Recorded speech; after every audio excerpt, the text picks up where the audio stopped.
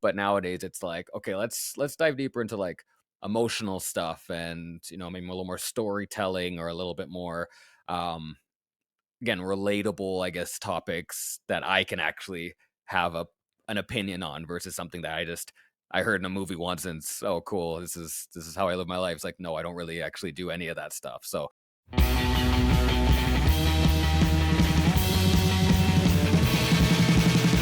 Welcome to the Pillars of Creation. I'm your host, Mitchel Dane, and this week my guest is experimental rapper Kohr36. A force of nature on and off the stage, the multi-talented and multi-instrumental musician and visual artist is always looking for something new, whether it be a different genre to his latest TikTok videos. His music, like his hairstyle, are in constant evolution and always reaching new heights. And although he may be hailed as the saddest boy, he is never boring and is sure to leave you with a smile on your face. A true musical chameleon, if there ever was one, he will always keep you guessing, and perhaps asking the question, who exactly is Kohr36? Okay, welcome, Corey. How you doing? I'm doing good. How are you? I'm doing great, thanks. I'm actually really looking forward to today's talk because of all the musical avenues I've explored, rap has got to be the one that I have never dared tread. I've always enjoyed it, casually, but I've never really gone down that road. So it's kind of cool to talk to someone who's in that realm, and kind of get your opinion on a couple things. Because if anything, this is kind of like it's my opportunity to learn. I need you to guide me, you know. So as I mentioned in the bio that preceded the interview here, you list yourself as an experimental rapper, which I find Yes. really interesting. What does it mean to be an experimental rapper in this day and age? Um, to me, it means I started out thinking I was gonna do just rap, and Mm, then realized that my music palette was way bigger, and I liked way more things than just that. So I didn't want to box myself in. So whenever people mhm, ask kind of what I do, I can't be saying I'm a rapper right. because it's like you know most of my songs coming up that I'm gonna release are like far from that at this Hmm. point. Yeah. Or, they have some instances of rap, but it's just a whole Hmm. arrangement of different genres and such. Yeah. Kind of brings up my next question, which I had locked and loaded. Rap has really been like the predominant genre of music for like the last 20 years. I mean, I would say like it's Right. not that there hasn't been pop and Taylor Swift and all that stuff. But with rap, I think like this is a genre of music that has dominated the airwaves, has dominated our culture.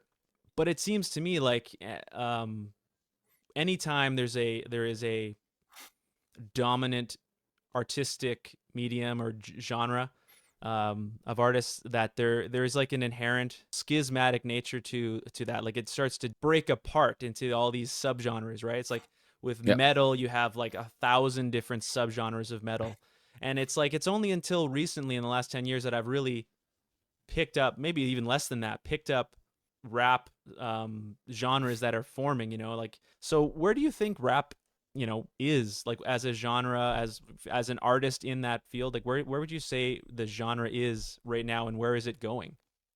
Um, from what I listen to, it's like you said, yeah, it's very diverse, and there's a lot of those subgenres that you would find in, again, metal music or other popular genres. Yeah, I think it's just becoming more and more hard to really specify on what hip hop is, especially over the last 10 years, just because there's like a lot more emotional rap and a lot more melodies and Mm-hmm. singing and um you know incorporating, again, other genres and stuff, and a lot more experimentation Mm-hmm. when people are, if they are a rapper and they're approaching it to Mm-hmm. stand out, they are kind of taking more risks. So I think it's just Yeah. going to continue going down that path of just taking more risk, stepping out of the norm and Mm-hmm. trying new things. And like, again, for me, just taking inspiration from other genres that aren't hip hop at all Right. and seeing if you can kind of fit those in and make it Mm-hmm. make sense and make it listenable, but also stand out from your peers, kind of thing.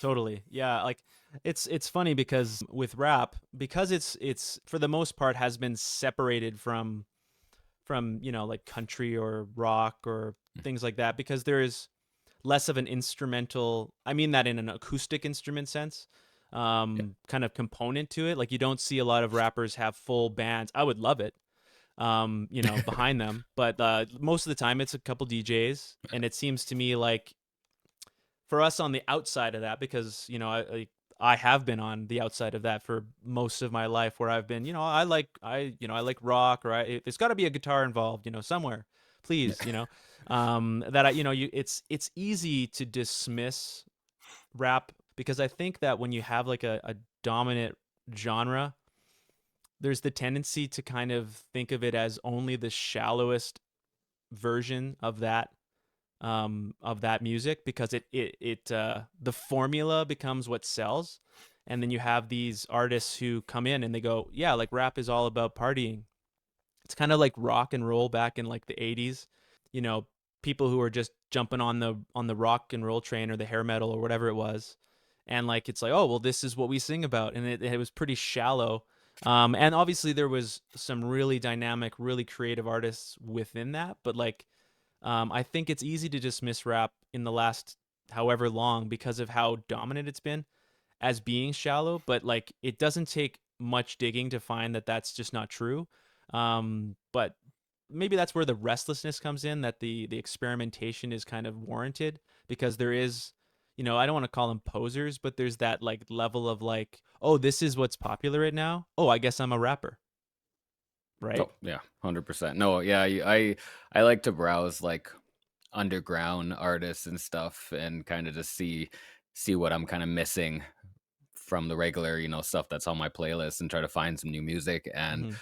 it's you start to see a pattern of kinda, what's popular, and everyone's trying to emulate that sound as Mm-hmm. opposed to adding to it or trying to Mm-hmm. shape it in a different way. They're just kinda Yeah. regurgitating the same thing, and then when you go to, like, live shows for hip hop and stuff, because there's usually no instruments, it becomes a very fine line between performing and entertaining versus just doing a Mm. karaoke Right. kinda Yeah. I thing, mean, and that's the what big is the line s there? Yeah. yeah, Yeah. right? So, you have to I think the lack of instrumentation has to be made up for with character, with a Mhm. performance or some kind of value or, really Mhm. good lyrics or a really entertaining persona, whatever it is, you gotta Mhm. kinda you can't hide behind any Yeah. instruments because you are the instrument essentially. Yeah. Well, I wanted to bring that up too, because I mean, I've talked about this, on previous podcasts. Just the getting up on a stage in front of a bunch of people is a very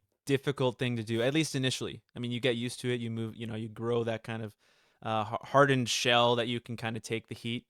But I have to think that as a rapper, there has to be like nothing more daunting than getting up on a stage, when you're starting out, because you can't hide behind the big guitar. You don't have a band around you for the most part. I mean, I know you usually have a couple people in your crew that are going up on stage, but I would, you know, when you're first going up there, yeah, it's just you against the audience.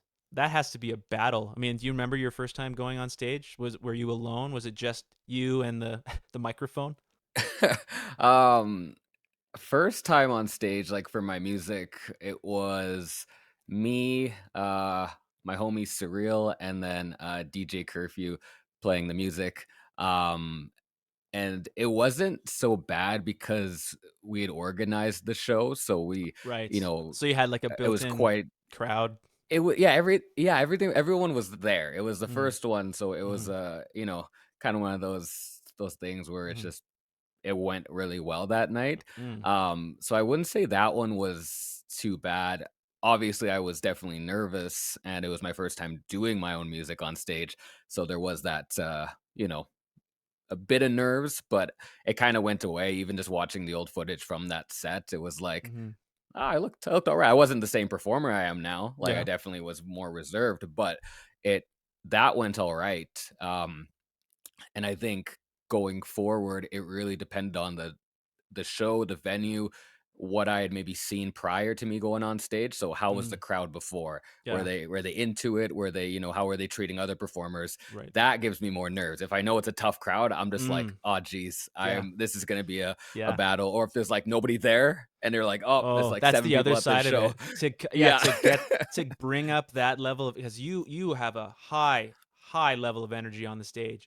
So to bring up that level of enthusiasm when you're playing, and it's just, there's your mom, your dad in the back, there's your your Yeah. buddy Phil, he's standing there like, good job, but like you have to be like, I'm gonna do this for you guys, three of you, and I Yeah. have to I have to pretend in my mind that there's 1,000, there's 100, whatever, right? And Yeah. that is an interesting situation to have put your own show on. So you're headlining your own show, and you have a crowd of people who are supporting you, who want you to succeed in that moment. Can you remember a time where you've opened up for an artist, or where you've gone to maybe an antagonistic crowd, people who didn't really care if you've succeeded or failed?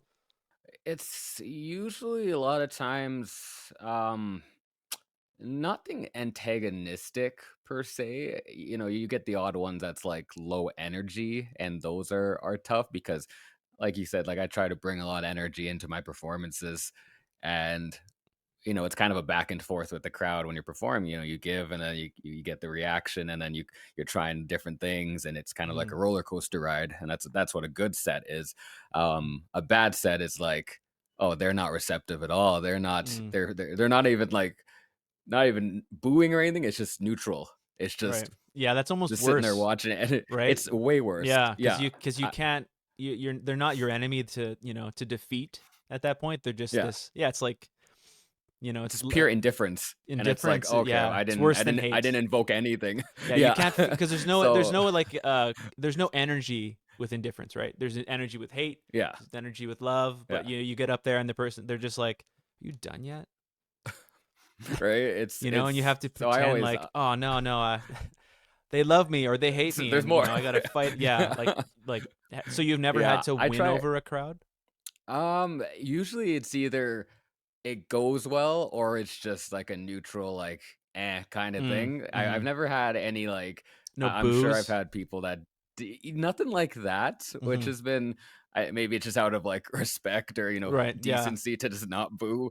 But Mhm. yeah, no, I've definitely had some crowds that are maybe used to maybe a lower energy Mhm. performance that you get at certain rap shows where it's more just lyrical and it's less theatrics. Mhm. Right. um and that's kind of what I run into sometimes. Or if it's a crowd of like complete strangers, like I've done shows in different cities and stuff, and those ones are sometimes hit or miss because at Mm. least when you're doing it in your in your Home city, turf. you Yeah. always have people. Yeah, you have people kind of who have at least heard about you, or a friend mentioned. Mhm. If I meet someone new and they're like, "Oh yeah, so and so said that you were pretty good," and it's like, "Cool, awesome." That's set the bar of like, okay, at least Mhm. they're not coming into it pessimistic. Whereas Right.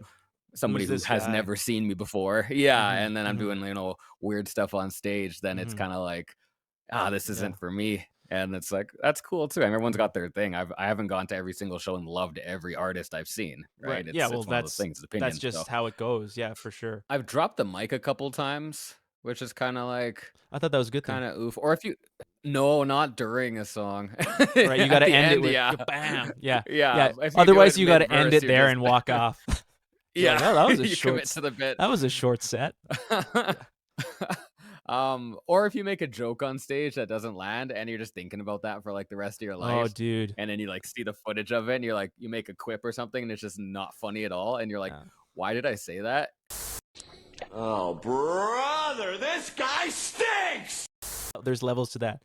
Have you ever had it where you make a joke on stage that bombs, and not only are you dealing with that horror, like you've just died on stage, but someone in the audience chirps you and the crowd laughs, like Oh that's the no. dunk, right? That's the yeah, like that is so painful, because you're just like, at least with a bomb joke, you can move on.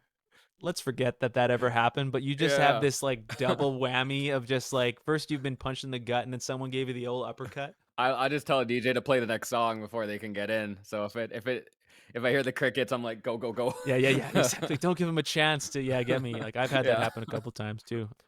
So much of your, your live act, I don't know if it's coordinated as much as there is, yeah, like there is definitely thought put into the show, stage work that you're doing, right? Like you've planned it out to a certain degree.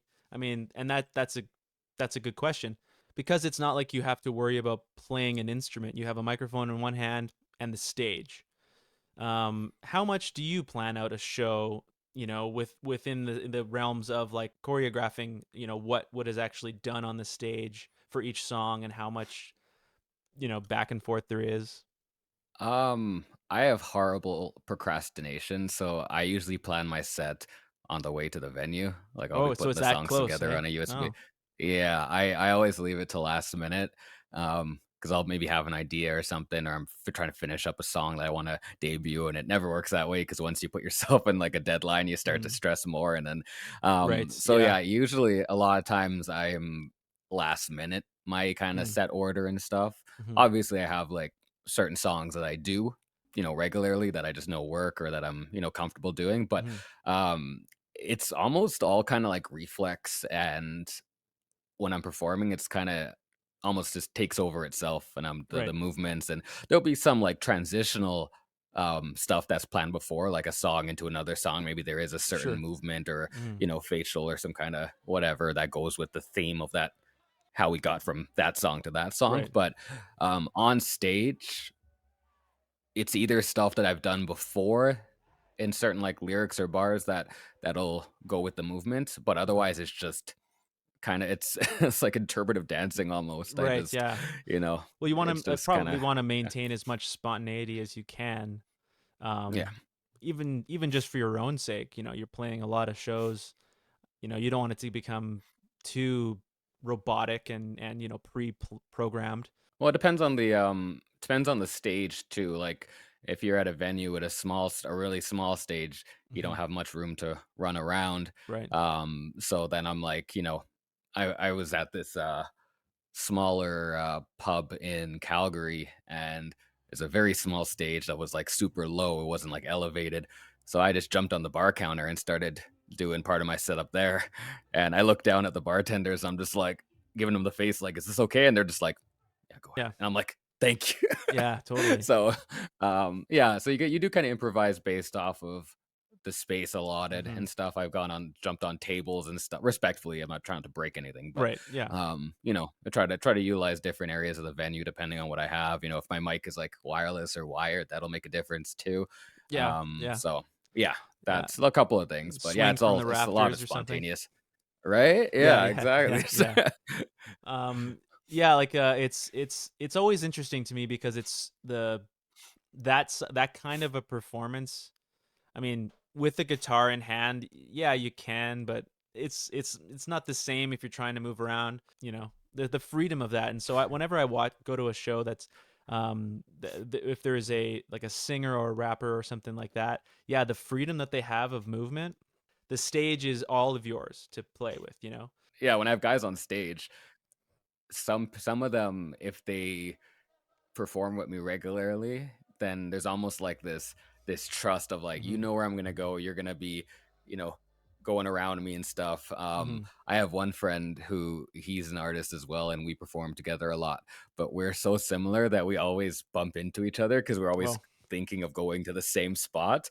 And Hmm. I've realized that kind of I've always thought that we are very similar performers, and yeah, Hmm. it's every single time we always bump into each other, we always run into each other because we're not thinking kind of as opposites. We're like thinking Right. in the same, Yeah. have the Yeah. You same have to kind go of view of against your like, okay, instincts. Yeah. yeah. Yeah. Yeah. Are all of your shows a group effort, or do you get up on that stage occasionally by yourself and just take over the Oh, crowd? a lot of times it's by myself. It depends on kind of the circle I'm hanging out with at the time. I've had kind of a couple different chapters of my life that musically, that I've had a certain friend group or whatnot, and we've kind of, done a bunch of shows together, and then things might taper off a little bit, and then there's Like another go kind your of friend separate group, and we're doing ways. stuff. Hmm. Yeah, Hmm. exactly. So I've had a couple of separate groups that Hmm. I've performed with and I've had as support. Hmm. So yeah, but over the last little bit, it's been kind of myself or maybe somebody else here and there, but Hmm. mainly myself, which has Yeah. been it's nice because you have that freedom, but it's also a little bit more stressful because you can't take as many breaths. Right. You don't have the backup. Yeah, so Yeah. it's a Yeah. lot of it is like if you leave it quiet for a couple words, it's so much more Hmm. noticeable than when you Yeah. have somebody saying it with you or Yeah. doing all the support parts. Hmm. Well, I would think that that would be like double-edged sword because there's that potential awkwardness, but there is an intimacy there when you're dealing with just you on the stage, especially if you're performing to people who enjoy your work or you've won them over or whatever it might be. I mean, do you find that that fear of those pauses gets lessened the more shows you play and the bigger your audience becomes because they're inherently on your side?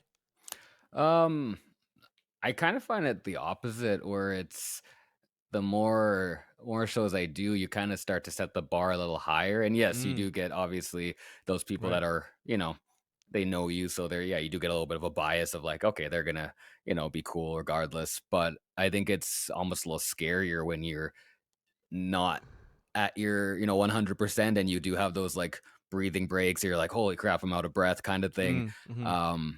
You've set the bar high from previous things. It's like, okay, oh, this is a little bit weaker than it was last time they saw this song or last time they saw a set of mine, and it kind of it does add a little more pressure. Right. Yeah. Well, that's interesting when you say like leaving room for breath and things like that. Because you are performing songs that you have written. You're not Mhm. freestyling, No, right? Like you don't ever freestyle. no, No. not at all. No, has that yeah, that's never been part of your arsenal.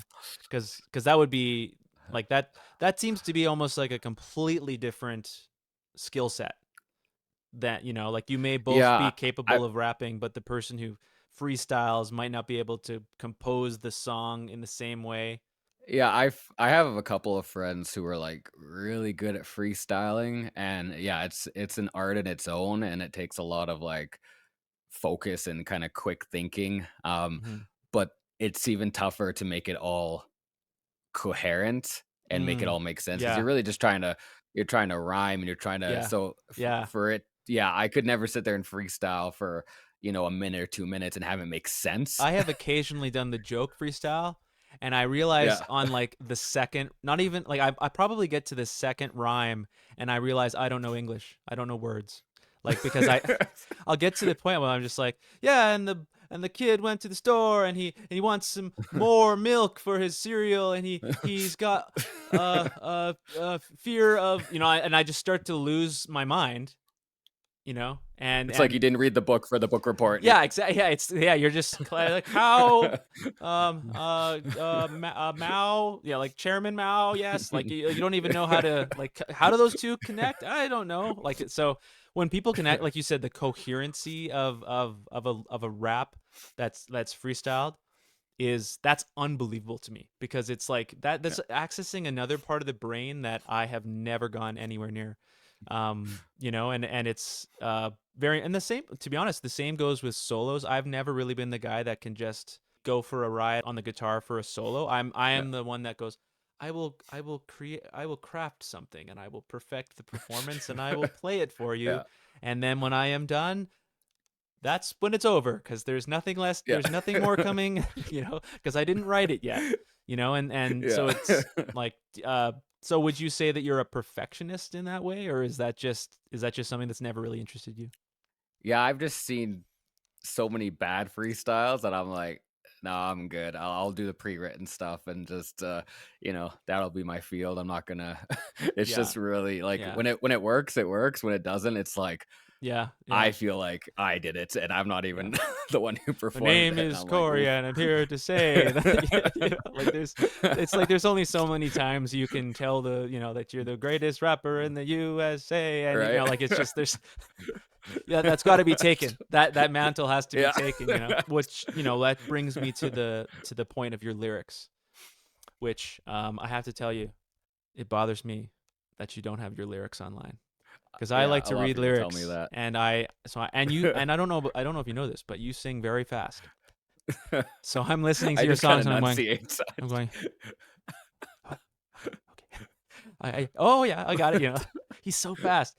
And it's so I've been dissecting your music lately, just kind of leading up to our chat today, just kind of going, because I've obviously it's one thing to listen to a song, and I've talked to this on my first podcast with Dave Johnston, was just like you kind of take a song in certain waves of meaning, or like there's that you take it in. The first listen is okay, what is the rhythm like, what's the melody like, do I like the flow, the pacing, whatever it might be. And then the second is, what can I want to sing along with the chorus. I'll learn the chorus, and then the verses. Now okay, what does it all mean, and you go through that process. And I find with your music in particular, it's interesting to see your development, because you have the 5 volumes of the Saddest Boy, volume 1 through 5. And as an experimental rapper, it's cool to see the growth within that 5 volume set. You can really tell, like you've said in the past, the focus being on pushing your melodic boundaries, or at least pushing the limits of your creativity when it comes to how do I put folk into this, this song that I have, or I've made a beat yeah. and I want to make an operatic chorus or things like that. And that is definitely obvious when you go through that the melodic side of things has jumped out to the forefront. Like the choruses there seems to be a lot more focus on the chorus, as just a piece of writing, just like they're more complex, melodically, harmonically, and earlier in your earlier work, it seems like it's more about the rap, if that makes sense. I don't Yeah. know, like it seems like it's more No, about 100%, yeah. like the chorus is going to be a very short and sweet hook, but it's only like there to slingshot me around to the second verse. Like, would you say that the lyrics have become less important because of that? Yeah, when I listen to, like, other music, I don't listen to the actual words. I'm big on, like, the cadence and the melody and just kinda how it sounds sonically. So Right. lately, that's kinda what's I've been focusing more on, like, just writing catchy hooks. I do have a lot of trouble writing verses nowadays, I find. Mm. I find, like, the hooks and then producing, like, a beat and instrumental and composing and stuff, that stuff is I love doing that. I can sit and do that Mm-hmm. all day, any day, but Right. writing a verse, if I Yeah. don't have a theme in mind, it's kind of fallen back a little bit Yeah. versus the effort that I put towards, like, again, beat and chorus kinda Yeah. thing. Yeah. Well, I mean, I think it's natural, and like I found that in my own writing too. Where let's just say you've written the best chorus you've ever written. Well, now the highs of the song are higher than they've ever been, and how low do you want the verses to go? Like you want the verses to be just as memorable and as exciting as the chorus, which is impossible almost by definition. Yeah. But with you, um, you're almost going into a different genre for the chorus and then back to rap, which makes it for really exciting listening. But I can see that being difficult to balance it, right? Because you Yeah. have that almost genres competing against one another. Um, and I guess that's part of the fun. But when you start writing, do you write the choruses first? Is that typically how you get into it? Yeah, it used to be like I'd write verses and then, something either clever or it rhymed really well and I would kinda build around that, but most of my music nowadays starts with usually a chorus idea.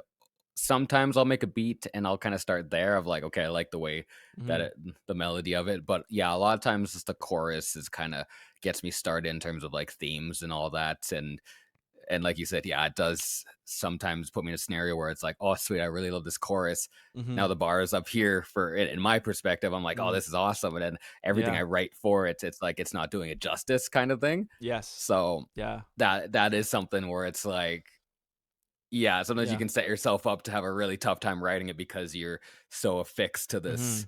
this part that you wrote and you're trying to Yeah. build around it to support it. Just talking about the evolution of your music. Um, when I first met you, there was only a few volumes out of the Saddest Boy, and one song that really stood out to me lyrically is Jelly from Volume Nice, yeah. One.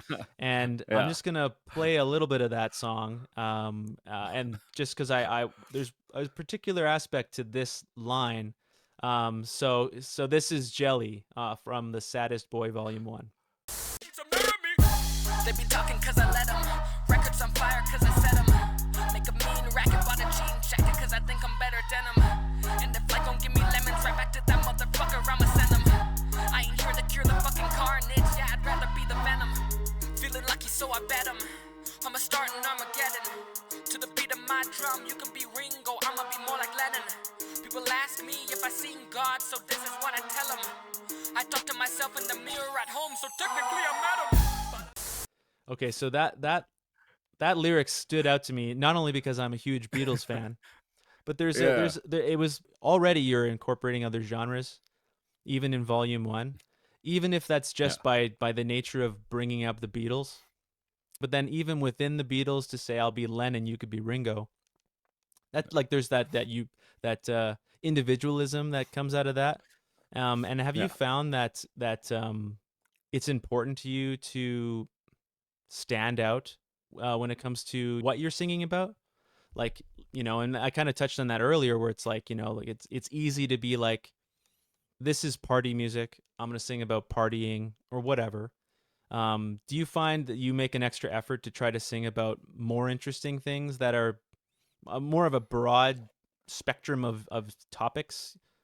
I honestly, it's just difficult for me to write about things that you typically find in rap music because I don't live that life at all. Mm, Like I don't really party and I'm not, yeah. no gangs, no nothing like that. Hmm. Which for some people that's like they did grow up in that scenario, they're Hmm. that kind of lifestyle. So they have stuff to pull from. Yeah. But It's authentic for to me, it's like them. Yeah. yeah, people can a lot of times tell when someone's like, fake talking about stuff that, Right. they didn't actually experience. So Hmm. for me, especially going towards my later projects, it was like I really try to, you know, not not swear as much Hmm. and not use as much like derogatory terms or um anything that's like sexist stuff like that. Right. It's way less in my newer music because it's like this is not really Hmm. authentic to how I am in Right. person. Hmm. So then I started to kind of transition to more originally again it was like a lot of like, funny pop culture references and just to make a clever bar. That was like the Hmm. first little bit of my music. But Yeah. nowadays it's like, okay, let's dive deeper into like emotional stuff and maybe Hmm. a little more storytelling or a little bit more um again, relatable, I guess, topics Yeah. that I can actually have an opinion on versus something that Right. I heard in a movie once and it's oh cool. This Hmm. is how I live my life. It's like, no, I don't really actually do any of that stuff. Hmm. So yeah, it's just that the authenticity I think is becomes a little bit more important as Yeah. you kind of develop as an artist. Hmm. There's a great quote out there. I can't remember who said it, but it's authenticity is the currency of the future. And Interesting. it's because most people, maybe all people, have almost an innate ability to detect bullshit, and Yeah. and I think that comes across as being, something that when you look at someone who's singing about non-lived experience, if you want to put it that way, they may get by for a while, but it's like you can't put the pieces back together once the reality is exposed. And so when you're starting out, you don't have a lot of experiences to draw from. Obviously, you do dive into more serious topics, and as each volume goes, they get more complex, and there's less of a facade. Not that there was much of one to begin with, but it's the natural comfort level as an artist to be able to say like, you know what, that isn't me. I don't do the partying thing. I'm not in a gang or whatever. Is there a song that you can point to that you would say like that was a breakthrough? Um, honestly, like I always say, Volume 5 was the turning point. Oh, interesting. For yeah, like definitely like Volume 3. I think what's it called? The intro track on there, and even the first little bit, I think starts to kind of transition into what I am doing nowadays in terms of that, Mhm. again, a little bit sillier but operatic, not necessarily trying to come off as tough or anything like that. It's more but I think Volume 5 does dive a lot more Mhm. into that, in terms of just genuine, Right. authentic. Mhm. But there's like little in all of the albums, Yeah. there's like little sprinkles of that kind of poking through. But Mhm. yeah, Yeah, I when you mentioned the intros, because you do interludes, you do intros and outros. It's like the showman in you, or the storyteller, or the yeah, especially Goat Boy. No more time and space, just a figure with a cloak. Only thing he said was, would you sell your soul? Had no time to think, I said maybe, I don't know. Promise me the world and a castle made of gold. He said I can do that, here you go my friend. I'll give you what you want, all the money you can spend. He pulled out a paper, I signed it with a pen. He said this is just the start, I will see you when it ends. I have to tell yeah. you, Corey, that song haunts my dreams, man. I think I made that in like one day as well. I like it just came to me that one. It is such a potent short story, but with the added creepiness of the music. Um, what happened, man? Is there a sequel? Is there going to be a sequel song? Like, what happened to this guy? No, don't do a sequel. It's better left unsaid, um because especially when you talk about that song in particular, which we've played a little bit of it, but there's the name Goat Boy that gets me. That because it yeah. oh my god, does that ever add to the creepy factor? Because it's just like, what does that mean? What does Yeah. it mean? Yeah, Why is he there's Goat a lot Boy? of lore for that. Yeah, I've written, like I've got a whole, like, pitch for a movie or show for that. I have, like, song ideas for that whole thing, music video yeah. ideas. So, Where did it come from? uh, I couldn't tell you. I Would that don't reveal know. too much? It's in a way it would, honestly. Mm, But I yeah. think the story that I wrote for it may have came after I came up with that. I think that was just Hmm. something just as I came up with while I was making the song, and it's just like, okay, we'll call it this. But it's since Oh, I can evolved I into a lot of potential ideas. So yeah. we'll see what happens. Every It's aspect yeah. of that song, it definitely, like, you hit the nail on the head when it comes to short, sweet fiction. But that one stands out to me because it's like it brings up another thing that I wanted to talk about, and that is comedy in your, like, there is a inherent humor in your lyrics and in your persona, Yeah. or like, I don't know if that's what you would call it, but in Kohr36 has an inherent humor in your music. There's definitely, like, every song there's some point in the song where I smile or I laugh. I was forced to grow up cause they said so. But now I'm just two guys in a trench coat. I don't like, and Yeah. this is, I'm gonna give you a compliment that I hope you take in the best way. I don't get the sense that you take yourself seriously at all. The first couple of albums, that was definitely the case of like it was just trying to find that stage persona and standing out. And I think, yeah, not taking myself seriously and just adding a little silliness to it, Hmm.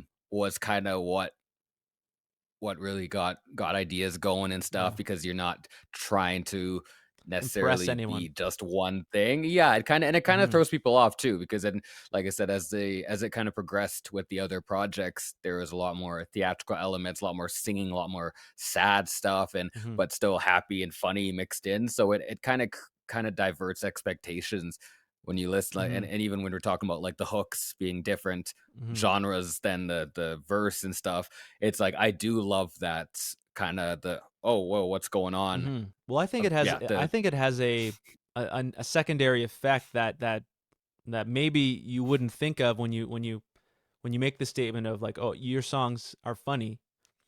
But I feel like because of the aspect of humor, when you do say something real, it hits harder because there's that. It's like Robin Williams.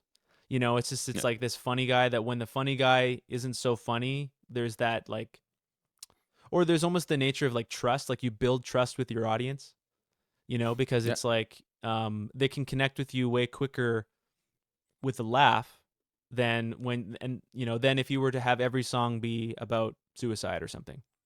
When I do find myself laughing at the lyric or even just the quirkiness of the way that's being sung, like naughty naughty. Ooh. Naughty, what the fuck did you even expect? She just spent the whole day about with me. Naughty, naughty. There, Yeah. that like that stuff. It's brilliant to me because it I feel like because I don't get the sense that you take yourself seriously. That's not to say you don't take the music seriously. I just mean in the sense of ego. Yeah. Um, that that's freedom, right? Like that allows you then to do anything. And I'm sure you've had people tell you that you have such range when it comes to your songs because of the fact that you're trying so many different things because you don't have the fear that you're going to alienate anyone, which makes it really enjoyable to listen to these volumes because then every song it can take you anywhere. Do you have an intentional no, we can't have, like, this song is too close to that song, I want every song to be um different? Is that an important thing to you, or is that just naturally how it occurs?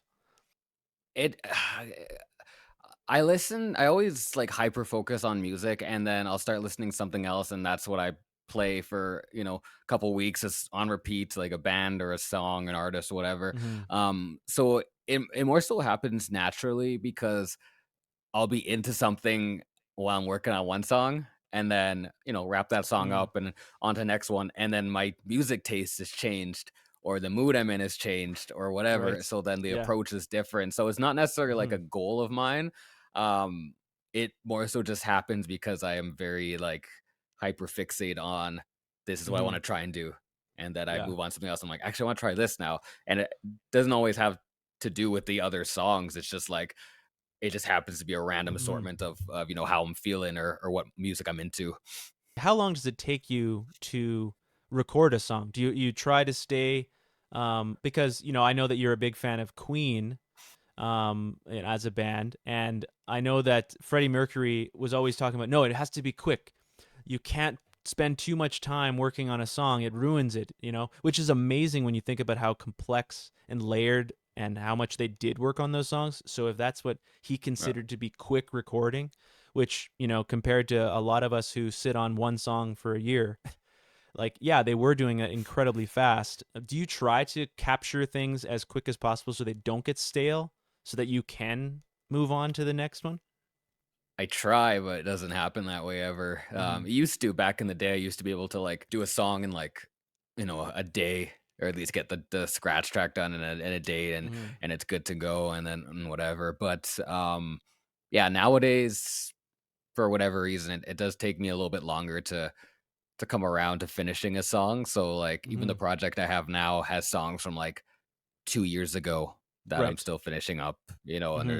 there's a handful of Yeah. tracks on there that it's just different time periods. So it's definitely a goal to get something wrapped up so that it still has that in the moment kind of, Mm-hmm. all everything's Freshness. consistently, yeah, from the same Mm-hmm. feeling. But a lot of times I find I let my songs kind of just marinate for a bit and just come back to them and kind of fall back in love with them so I Right. could finish them up the way, as opposed to just like Mm-hmm. trying to milk it when when I'm first making Mm-hmm. it.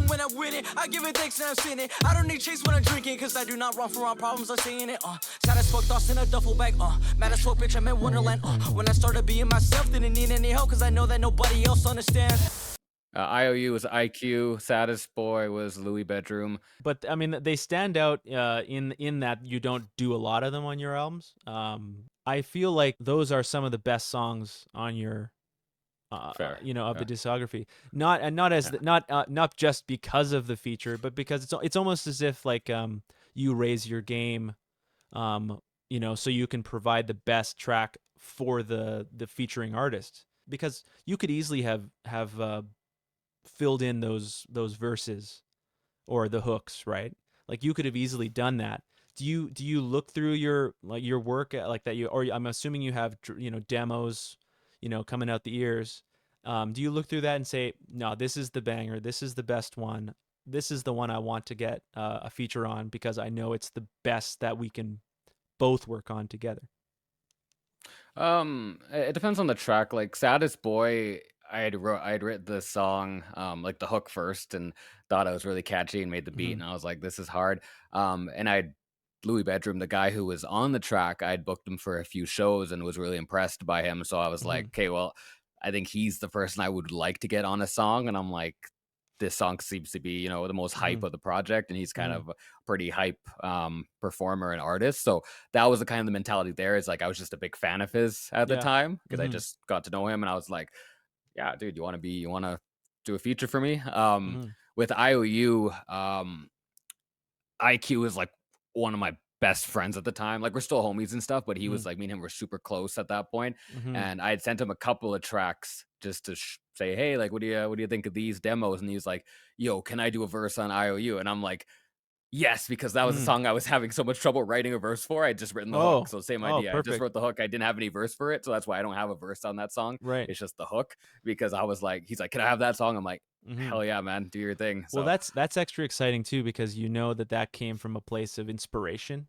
Like they weren't just yeah, phoning it in because you asked them, "Okay, Corey, oh, yeah, got to do yeah, this song for," like it's like, "No, that song's awesome. I have," and then they have an inspiration, they have an idea, and they can, yeah, it's, that's the I feel like that's like the essence of art. Once the muse strikes or that inspiration hits, like it's like an unstoppable force. So it's kind of yeah. cool that you can be presenting stuff to other artists that they may come in from left field, and provide something that you would never have thought of. Like that to me is the best aspect of collaboration, is when you can be Yeah. surprised and inspired by someone who was surprised and inspired by you, and you play off each other. I think that's like one of the best features of having a collaboration, or the best functions of it. No, for sure. Now, speaking of the saddest boy, that is the title track. It's you finally wrote a song called "The Saddest Boy." 5 Yeah. volumes, "The Saddest Boy." Um, will there be a "Happiest Boy" Volume 1 coming out soon? I thought about that. Because you have such a great, cheerful disposition. I go, when is this guy gonna get happy, man? uh the next project I have is it's like a concept album and it is a little bit darker. So not soon, but maybe one day. Well, The satirist boy or something. Yeah. the sadder. No, I kid. It's interesting that you say that you're trying something different and you're going darker, probably topically. But you are experimenting with a lot of these different genres. You're adding a lot of different instrumentation, different types of melodies, and even time signatures. I think like the question that it begs is, will you, or do you have any plans to write a folk album, write a rock album, or like completely try something new from the ground up?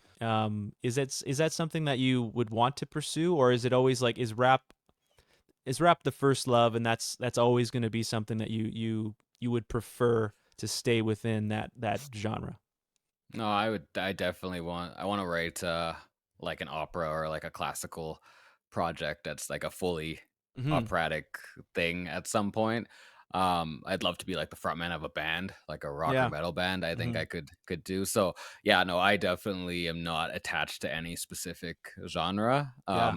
I think over the next, this coming project and probably the ones after that, it's just a matter of maintaining the effort to keep trying new things and see Hmm. what kind of carries on, Hmm. and what sticks and what do I like to do? What do I find myself doing more of? Hmm. And it's like right now it's a lot of again the operatic, stacking the vocals, Yeah. Layered harmonies. theatrical stuff. Yeah, layered Hmm. harmony, stuff like that. So I've learned that that's something I do enjoy doing. I like the process of recording that and Hmm. trying to figure out what works because I'm not like musically trained like Right. technically. Hmm. It's more just guessing and trial and error. So I do Hmm. like exploring that side of Yeah. me. So yeah, I think it's whatever just it kind of evolves into, whatever sticks from what I make, whatever I don't hate after I drop Yes. something, and whatever I kind of bring over to the next project and style wise. Hmm. That's yeah, there's so much that I would love to do. Right.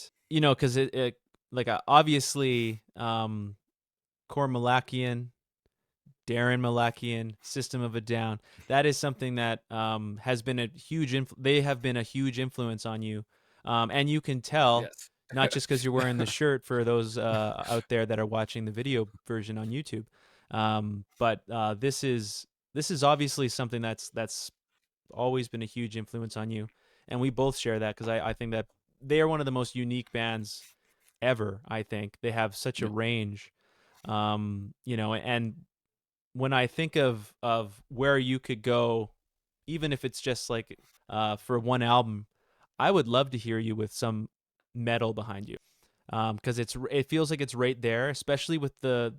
the choruses becoming fuller. Even Yeah. just Oh, from the 100%. harmonies, like the way that you're Yeah. structuring the harmonies is very much Darren and Serge, right? Um, Yeah. if I had a vote, that would be my vote, is I'd love to hear you with something heavy. And so, this is probably a waste of a lot of people who are listening's time, but since I have you, this is a long way of saying, hey, you should do that. Yeah. Yeah, no, I've been working on obviously trying to work on singing, but also like my growls and screamo vocals Hmm. recently.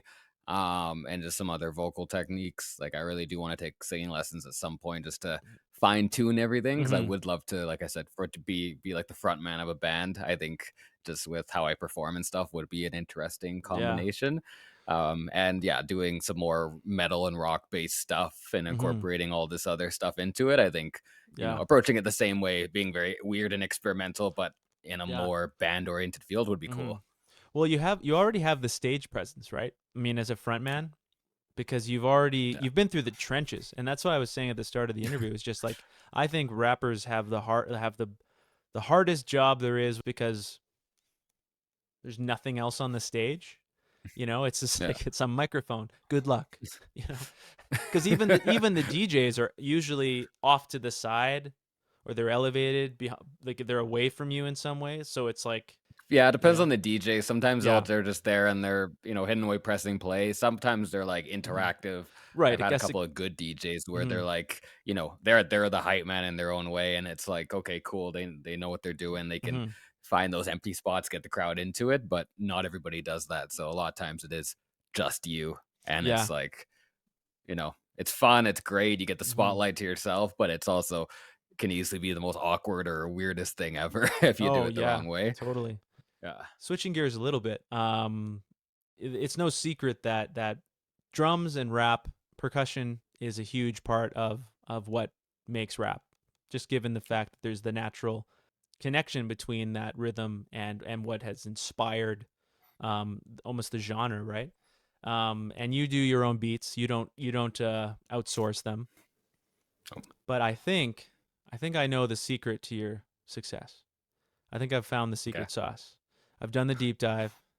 I've gone in, and some people they're great with the kick drum. Some people know how to rock the snare. You are the master of the raspberry. Naughty, naughty. Roll up my socks, got a lot of emo. All you hear is when the shots send low. Oh. Some movies and art have Easter eggs. You have the raspberry, because I'll be listening, and now I'm listening for it. I'll be listening to it, and I'll it's fun because it's like almost like a character within your song. It just comes through. Kohr36, King of the Raspberry. I had to say it because I thought it was just so great. But you know, that's how I like to end my interviews, on something like that. Good. Well, lastly, you mentioned that you have new material coming up because it has been a little bit. You've taken a hiatus. I think it's single about a year and a half Yeah. ago or a year ago, but last song or last project like 2 years. Mm-hmm. So what is coming up directly for Kohr36? So it's a concept album. It's gonna be between 10 to 15 songs long. I'm still putting some stuff on the cutting Mhm. board. Can I ask what the concept is? Is you don't want to reveal it, or can I ask? The tentative title is Mosh Pit at the Opera. So Oh, cool. that's kind of yeah. So it's very leaning into that theatrical thing. So it's not the theme is kind of Goat Boy, The No. Reckoning, or that would be the that would be That's what I the want. sequel. I'm waiting for that, man. Yeah. I It's- need you, you're I ready need for you the to tell me origin that he's story. okay. I need you to tell me that he's gonna be all right. Can't do it anymore. That's good. That's awesome. So Mosh Pit at the Opera, tentative working Yeah. title. So the and when do you think we can expect that? Is that something that you're just cooking up, or is there a timeline It's involved? almost done. Like most of the stuff is written and demos recorded. I just need to fine tune a few things and maybe cut or add a track or two. The goal is hopefully March, April. Cool. So spring this year, ideally, maybe sooner, but Perfect. it just depends on how fast I can get stuff done Mhm. between day-to-day life. But Right. yeah, there we Awesome. go. Well, that's I think we've come to the end. It's been really great talking with you. I'm glad we had this chance to kind of dive into some of this stuff. Yeah, no, I appreciate you Mhm. having me, and yeah, excited to see what you put out in terms of content over the next little Mhm. while too. It's exciting.